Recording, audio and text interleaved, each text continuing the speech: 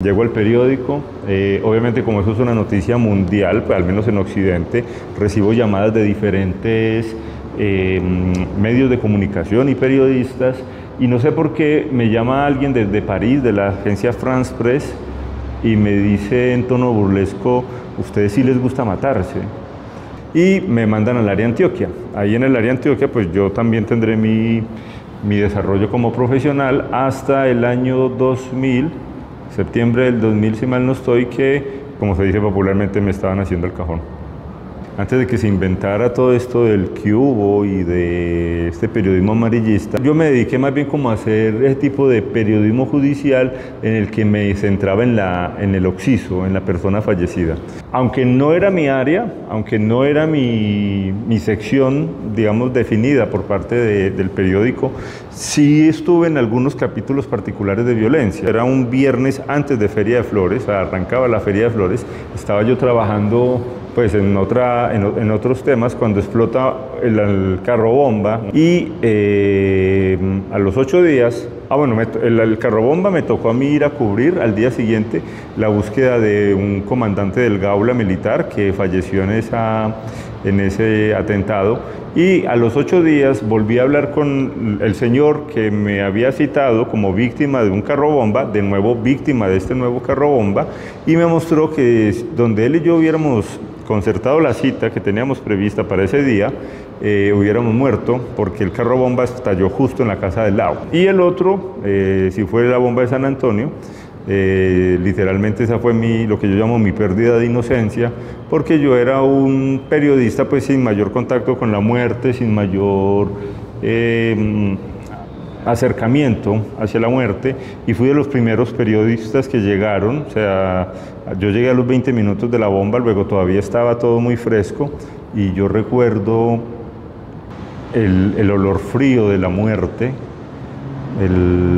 O sea, se siente, es una sensación bastante particular. No saber si lo que está uno pisando puede ser la parte de alguna víctima, digamos que para mí fue bastante chocante en el sentido de generarme un dolor. Yo creo que esa pregunta me generó, en medio del estrés que tenía, del dolor, de la rabia, de la impotencia, me generó una reacción violenta. Lo insulté a ese reportero desde París y le dije que respetara, que acababa yo de ver un montón de personas muertas, que él no sabía lo que era ese dolor. Al final el hombre pidió disculpas y llego a mi casa en Belén, y recuerdo muy bien que mi papá y mi mamá me estaban esperando pues como para preguntarme qué pasó, qué fue lo que ocurrió. Pues recuerdo que me desplomé sobre el sofá de la sala y me puse a llorar.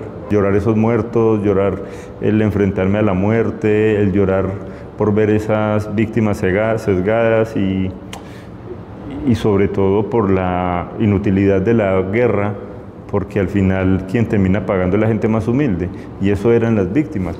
Pero digamos que fue un momento en que yo estallé de esa presión tan tremenda que estaba viviendo. Entonces para mí fue muy, muy duro, y todavía recuerdo esa escena de enfrentarme a la muerte. Digamos que me es fácil recordar: aquí hubo un suicidio, aquí balearon a alguien, aquí atropellaron a una persona. O sea, la ciudad se vuelve un referente de muertos, y eso es muy común en los periodistas judiciales. Si volviera a poder empezar, ¿sería otra vez periodista? Yo creo que sí. Sí, le prestaría más atención a ciertas cosas que sé que con el tiempo iba a necesitar. Sería un poquito más arriesgado seguramente.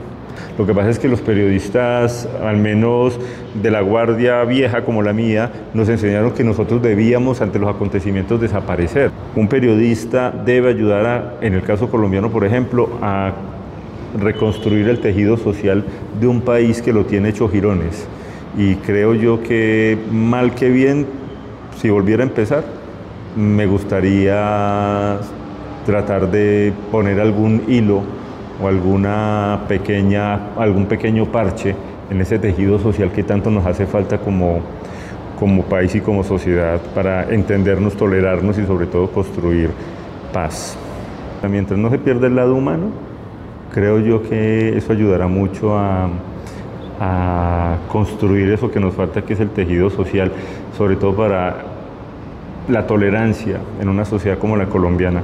A nosotros nos tocó, como juventud de los años 90, sembrar esa semilla en medio del dolor y en medio del llanto y en medio de la sangre. Y como yo digo, ahí perdonarán lo poquito, pero vemos los frutos de una sociedad que cambió gracias a ese compromiso de esos jóvenes de los años 80 y 90, que hoy son los cincuentones y sesentones de Medellín, para cambiar la realidad y sobre todo para demostrar que sí había futuro en esta ciudad. Es más, la división que tenemos ahora es por culpa de esos comunicadores que se extraviaron en su labor y se dedicaron fue más a venderse como mercenarios de la información.